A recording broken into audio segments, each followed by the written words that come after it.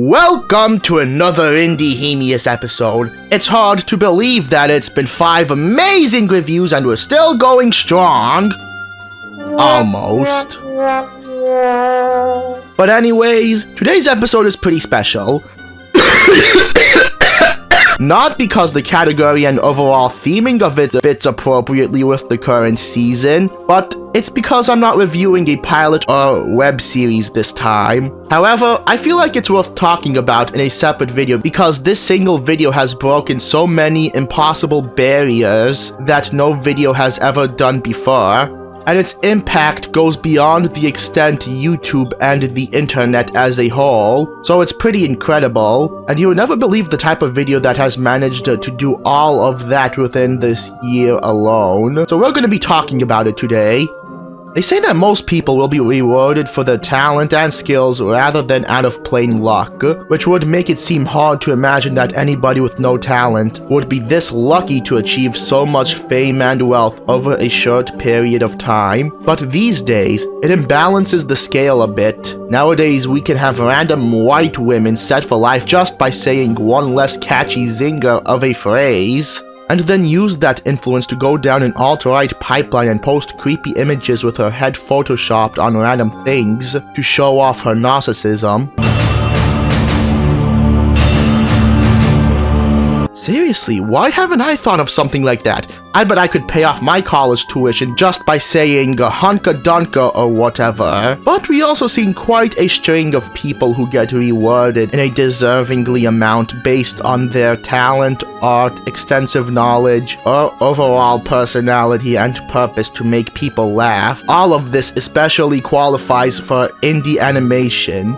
And we've seen so much animation on the internet made by such talented folks who dedicate their time, effort, and most of their opportunity building a community around their creations. But this one in particular is quite complicated to understand, and calling it the Hawk Tour of indie animation would be a major degrading insult for me to say it because it doesn't deserve that title at all. It has way more effort than that, yet it almost seems like a total illusion to have a short fan-made AMV animated around an indie game fan song with your original characters, only for it to gain a massive fan base off of it and your previous work, along with being accredited with 1 million subscribers and over 80 million views because of it. You heard me, 1 million subscribers. That's 2 play buttons right there for a single video. It may seem overwhelming, but the person who made it is living an internet animator's dream right now. And sort of mine as well. Like, I would fucking kill for at least 100,000 subscribers and a silver play button to laminate my internet career. And regarding the active community built around it, it's as big as an indie mascot horror game fanbase, and that's pretty huge. No offense. And to believe that no tiny little animated music video with your own OCs dancing to a Baldi's Basic fan song would achieve all of that in 6 months is a bit of an understatement to say the least. Because it actually did, and the animation I'm talking about is fundamental paper education.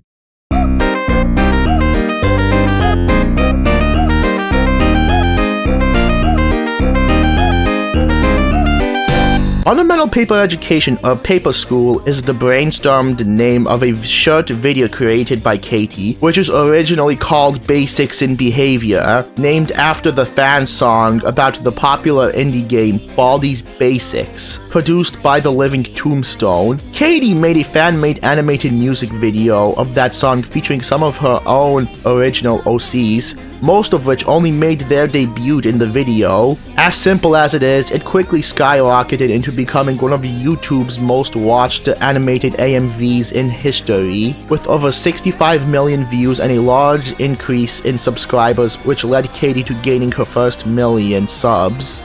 More so, the 4-minute video alone garnered an entire fandom out of it and its papery aesthetic. Not like a small group thing that'd eventually die out in like a month, but a full-on community of fans rooting for her success, and still go on to this day, so much that it would eventually be overwhelming for Katie to keep up.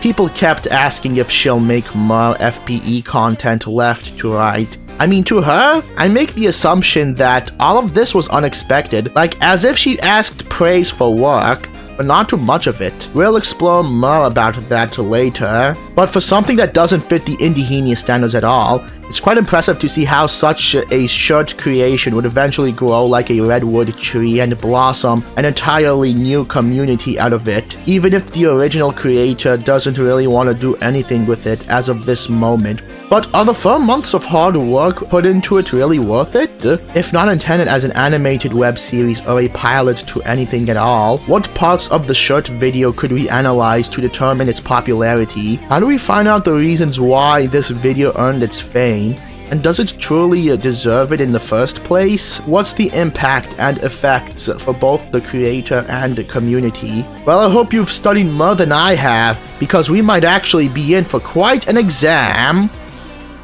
Now, as I planned, every Indiehemius episode holds the base of reviewing at least 3 or more factors of an independently animated project: story, animation, and characters. Kinda like Animat's reviews, but without the Canada. But wait, this is silly. This AMV rarely seems to form a plot. I mean, it's not usual you see AMVs on this site not being entirely story-based. It's not a pilot or anything, but it seems as if the story is rarely ever there for it to continue. Like perhaps a good one-shot maybe, but I won't say it has a happy ending neither. So what can we make of this AMV to get our lore? Is there anything that's the closest to it? Well, we could always take a closer look at the AMV from the start. The AMV starts off with a young girl made of paper going to a paper school with a leaf logo. Don't know if that symbolizes something, but it should be something, right? God forbid it would be a Canadian school or whatever.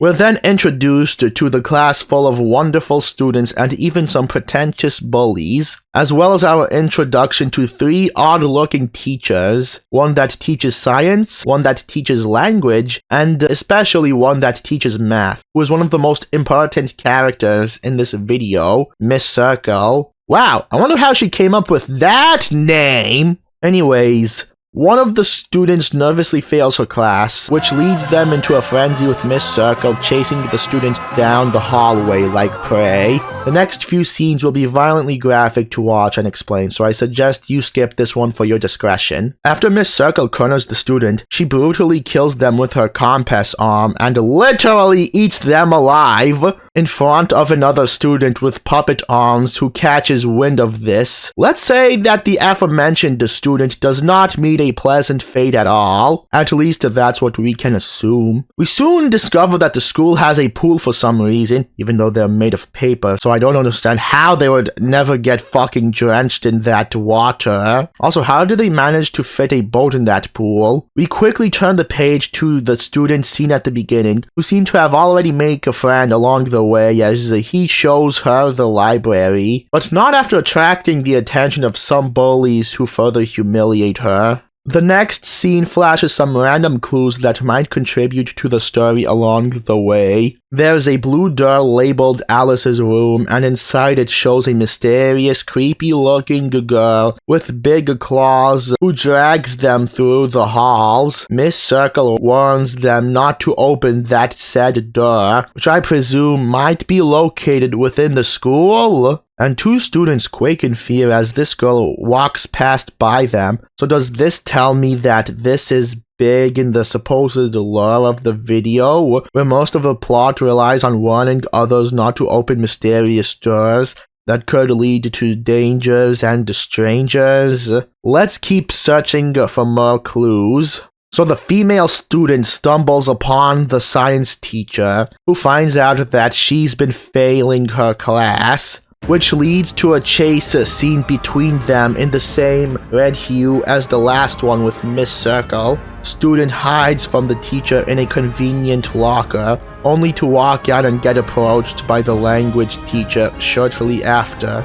She then gets cornered by Miss Circle, who also accuses her of failing her class, so they chase her around the school until she gets surrounded by them. One thing we can notice is how that the language teacher now has a pair of antlers on her head. I don't know many other scary creatures who have antlers other than the Wendigo. I guess that says something about her character, that she's likely based off a Wendigo. So the student tries to get away until she's saved by her friend, preventing Miss Circle from killing her. While running away, the student discovers the carcasses of 2 dead students that Miss Circle has apparently killed before. Miss Circle notices her snooping as usual, and the student retreats to the same blue door from the previous scene. In the next scene, the animation style changes drastically as the student encounters the familiar creepy-looking girl with the tiara. Wait a sec, Alice's room. Could this monster girl very well be Alice? Anyways, she gets in a bloody battle with Alice and tries running away from her. Now you might want to skip this portion of the video as it will show some blood and gore, but hopefully it'll be the last of it all since this AMV is coming to a close, so feel free to skip. In the final scene, everyone gathers around to witness the female student's messy mutilated corpse, included 4 other adults whom I also assume are teachers and faculty of this school. But the blue door was mistaken to be an exit, plastered on by the school bullies as some sort of joke. The teachers catch wind of this cruel prank and the video ends. So, it's like a normal AMV, where random stuff happens that barely forms a story, but in its defense, I think it makes up for some pretty decent lore building for amateurs. I think the plot is about trying to survive a day of school without getting failed by psychopathic teachers, while they cover up some creepy conspiracy going on in the school. At least that's the closest to it. But are there really any valid clues that stick to the lore of this AMV? Around this video, not much, but we could definitely link a thing or two from Katie's previous works and YouTube posts. In the third video of Katie's channel, we can see that the same girl from Basics in Behavior has made her debut around a year ago, shortly after the second to last video Katie ever uploaded also featured the same girl, but we have no connection that this could be the same girl from the FPE video, do we? That's where the community posts come in handy. In one of the community posts, Katie showcases all of the known characters that appear in Basics in Behavior, specifically the girl who appeared in the beginning of the video. Her name is Claire, which shares a strikingly familiar design to her other OC named Claire. Okay, it's Claire. That's literally one of her original OCs in the video, and I believe it's the same with Oliver too, which is another name Katie goes by. There's also some deleted art that proves Alice's existence beforehand, which doesn't look scary or violent at all, kinda stubborn. But one piece I find interesting is the leaf on the school building. It's the same leaf as what's on Katie's Twitter profile, along with the construction sign on her profile picture being featured in some of her works, FPE included. Even the triangle with lines crossing over it that we've seen on one of the adults in the video also makes an appearance in one of Katie's artworks. The details are quite nice to spot when watching FPE if you're not new to her content, but I can't really see how all of this would lead to a proper story that fundamental paper education runs on. So I guess for fun, it's just a silly little AMV made with a profuse amount of talent from one person. I guess it's one of the first pieces of indie animation I reviewed that doesn't really have a fitting plot at all, but I'm sure it really isn't intended in the first place. Now let's move on to the biggest aspect which made Basics in Behavior the most famous for, and that's the animation. The animation is what makes this AMV truly stand out from the other animations I've reviewed so far, because it's the most unique out of all of them, even as it was made by just one person. Keep in mind that this is supposed to be an AMV, yet I've never seen someone invent this paper-like style of animation other than Katie for it before. The paper cutouts of the characters, props, and settings decorated with a realistic paper texture is what sets the theming of the video, which is a school, and it's never been designed more appropriately than that because school is known for having a lot of paper for you to do assignments and keep track of your grades and status and all. And the bending of the characters represent the flexibility of paper's properties to make its paper-like nature more accurate. You'd ought to compare the animation to almost like Chalk Zone, except these are full-on paper cutouts living in a world of paper cutouts, rather than being made of chalk and crayon. Even most of the blood and gore sort of gives off the paper cutout look in the video. Hell, the paper environment literally defines the nickname of it. I guess they don't call it fundamental paper education for nothing, huh? Because of this, many people in the community wanted to replicate the animation and art style for their FPE fan content. For OC creators, they wanted to make their own characters live naturally in the AMV's world under their own condition of rendering them as either paper cutouts or look like Katie's art style. One notable user is the Edgyverse, who's mutual with Katie on Twitter, and came up with their own iterations of FPE characters, such as a security guard and a janitor for the school. This also resulted in many fan projects being acclaimed on YouTube for their similar animation style, especially Basics in Behavior, Red in particular, which might be one of the more notable ones to mention. It's actually kind of funny because it's just a reimagination of the original one, but with the Living Tombstones remixed version of Basics in Behavior, which is more intense. Even tutorials on how to attempt replicating the FPE style in software programs like Ibis Paint X and CapCut started showing up on YouTube. But regardless of all this, the animation of Basics in Behavior is what truly makes fundamental paper education fundamental paper education, and it really isn't hard to see why, with its fitting paper-like style in the background of a school. Katie solely invented a new animation style just for an AMV, and I couldn't be even more happier.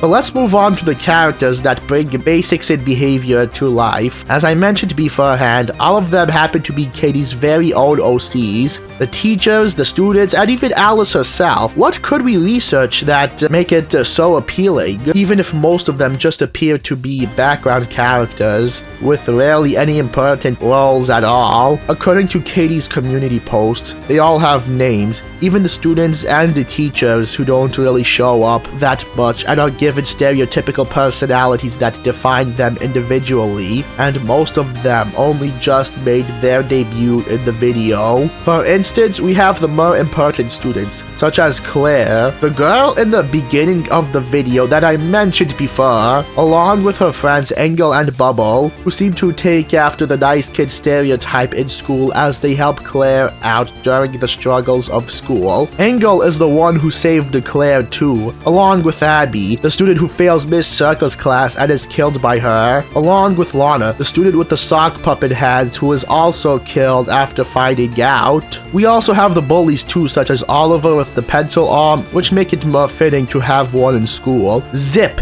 a classmate completely dressed up in folded paper depicting a drawing, and an incorrect math equation who's the closest to Oliver, and Edward, the science-liking Dirk who works with the two brats to piss Claire off. I'm not sure if they sound very important, but given the fact that Oliver is likely based off of Katie's original OC, something tells me that they're as important as Claire. After all, it was Zip and Oliver who got Claire killed by having the blue door pose as an exit. And we have the main teachers too, like Miss Circle, the tall, long-haired teacher who specializes in math and responsible for killing and eating the two students. Her big wolf-like hair and tall structure with semi-formal clothing and a compass for her hand makes her seem qualifiable to be a teacher, complete with black horns that blend with her hair. They're not ears! Also, she's obsessed with Oreos for some reason. Don't know if Kitty put that trait there for fun. Not to mention she also has the only speaking role in the entire video. Olive, what are you doing? And we have the science teacher, Miss Bloomy, who possesses some unique quirks as well, such as a snake tongue and a scalpel for an arm, along with the language teacher, Miss Thavel, armed with black sharp claws and antlers, along with an ABC headpiece, which I guess symbolizes what she teaches in language. Now, it's safe to predict that Miss Circle shares both the traits of Bloomy and Thavel, regarding the tool prosthetic and withered black arm, which makes her even more interesting. Along with other teachers, we have impressive designs for them as well, such as Miss Emily, who I think teaches some sort of subject or something I don't know of. She does look cute with the hair, skirt, and black tail though. Mr. Demi, who's supposed to look like the music teacher with the piano key hair and pencil antennas. Miss Sasha looks like she's the school librarian with a book lodged in her face. And Miss Grace looks like the school principal who bears that familiar triangle symbol on one of her horns. I wonder if her pointy feet make that one Mr. Krabs sound when she walks. With the first batch of characters mentioned, they all look somewhat valid representations of the subjects they teach on, and the roles they play in at school. While I doubt that Edward may look a little too dorky as a bully, they all dress the part to blend within the environment of a school by their designs. Not too realistic, but doesn't overdo it as much neither, except when Miss Circle and the two others by her side go bloodthirsty for students. Or should I say ink thirsty, eh? Or perhaps lead thirsty.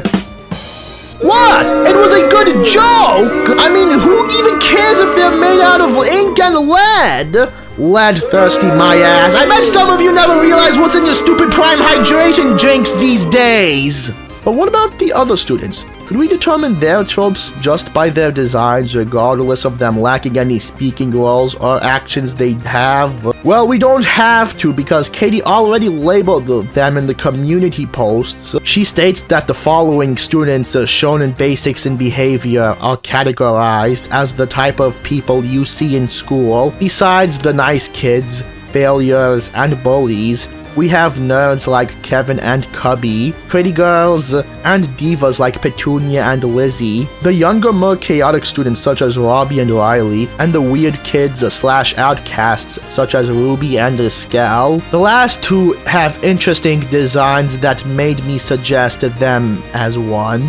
Ruby is the one who goes all out in the rainbow attire. I assume she's the one with the 2009 epic party rave girl aesthetic. And Skell fits so well with the emo attire, giving off that bird careless look while he rocks that stick figure-like build. But even if their designs are outstanding, most of them don't really act that much in the story. All of them are simply background characters that don't show off more of their personality, within the exception of students like Claire and the three teachers, Miss Circle included, but only one of them just has a speaking role of one line, and the video is only 4 minutes long. So do the characters give off interesting personality traits with such a short video, specifically in an AMV? Maybe. I guess we could pinpoint and tell which character is which based on their behavior, but you have to accept the fact that over half of these characters are just in the background doing whatever, and that's all. And perhaps it does make sense since the video doesn't really intend telling a high detailed story like a regular web series and only exists as an AMV. But that doesn't excuse itself from having sick character designs though. So it really is an AMV. Nothing too story focused, and not all of the characters really shine. Nonetheless, it's not really hard to see why this gained an instant cult following, because this single animator has accomplished so much in what was to be a friendly tribute to the living Tombstone's work, featuring her own works. Some of her character designs are iconic enough to be remembered, as they all reflect on their personality and occupations really well, but most importantly, It revolutionized a whole new original style that's applicable in both animation and art. The papercraft game changed big when this hit the algorithm, henceforth why everyone loves it so much. A little too much, I should say. It earns the title of the Indiehemius lineup not because I'm gonna profit the shit out of it as hard as I can like a content farm, but its substantial growth and success needs to be examined for why it's so good and why it happened. But as incredible as it is, does it really deserve an entire fandom to be made out of? Was making a web series necessary to the formula all along? What is Katie's entire stance of this now that she's joined the Million Sub Club? All because of a 4-minute video that took 4 months to craft in perfection. Does it seem like a magnum opus to her, or did she ever want something else more important instead? The truth may be hard to concede.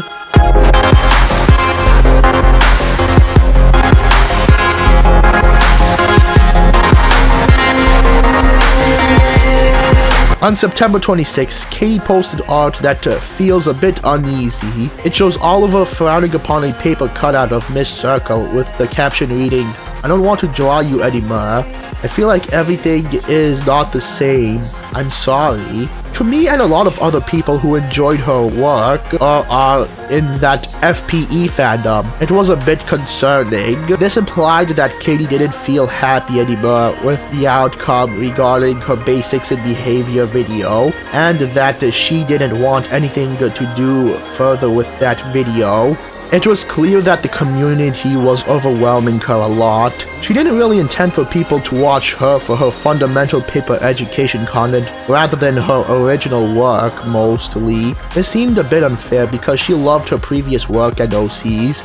Even before FPE's release, Katie didn't want to be known as the person who solely created FPE and nothing else. You have to take in the fact that she's an artist and animator, and aside from that, her expectations were never to make some sort of web series or expand the universe as the community demanded. She has a whole universe and portfolio of characters beyond basics and behavior that don't get as much attention as the video. The community beforehand kept asking questions regarding FPE's continuation until that post was made. The same community that she never realized her video has built her. The same community that has made all of these fan games, animations, art, and OCs for her. The same community that has helped her face the hardest challenges like content farms and trolls, and even some very toxic and problematic members of the community. This is where I feel bad for her the most. She felt stuck between the decision of giving the fans what they want or move on to post her regular content, post FPE. But I don't think she intended FPE to last forever, or at least longer than her other works, especially if it was going to be dragged around and ruined. The best we can do is give Katie the peace and space to think about what she wants to do, and respect her decisions regarding what she wants to do with it. As of right now, it seems very unlikely that she would want to continue it to bloom. After all, a project like this would be mentally draining for her, as she would have to make different videos in that same style, which is probably a bit hard to master, given the time she's worked on it. People shouldn't pressure her to continue fundamental paper education, and reminding her of the past achievements to try and encourage her to continue working on it just seems manipulative at worst. All we should be doing right now is support her other works besides basics and behavior as an artist and animator, and respect her decisions and mental health, as she's dedicated the time and effort to make us smile with her wonderful creativity and animation, even if it's as bloody and gory as the original comic books of The Mask. So what if FPE officially never becomes a thing? I never truly saw it to have potential as an animated web series in the first place, and I still hold that belief that nobody is the true owner of a community for which anybody is free to join, as long as you talk about the topic more enough. Even after I left the Roblox Twitter community 3 years ago, yes, I'm a huge believer that all communities are eventually more free space and not closed gate. Sometimes sometimes it's best to let go and move on. Others might rather take the wave and surf it until nothing is relevant anymore. But in the end, we should let Katie focus on what she actually wants to do with her creativity and time on the internet. Maybe it won't always be about a fundamental paper education for long, though in spite of it, the Basics in Behavior AMV will continue to serve as a pillar in the online art and animation community, even for generations to come. So thank you, Katie, and good luck with moving forward. I know you're gonna do even more amazing things in the future. With that being said, this has been another episode of Indiehemius. I've been Bohemius, and I hope you all have a happy Halloween!